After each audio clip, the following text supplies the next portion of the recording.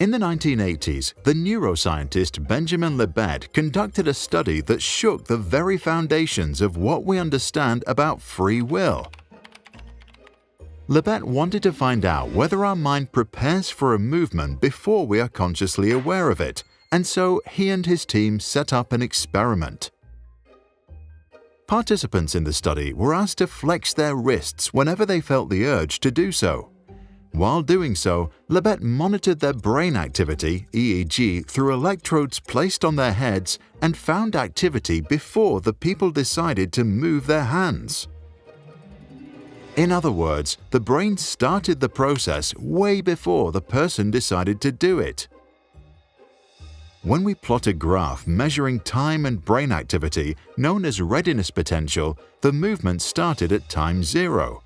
Participants reported being aware of their decision 150 milliseconds earlier, but the brain actually began to act 500 milliseconds before the move. It didn't take long before psychologists and philosophers from all over the world discussed Libet's research and wondered, if our brain initiates a decision before we're consciously aware of it, then how free are our decisions, really? And ever since, teams of scientists have tried to replicate Libet's findings, with mixed conclusions. Libet himself did not interpret his experiment as evidence that our decisions are predetermined.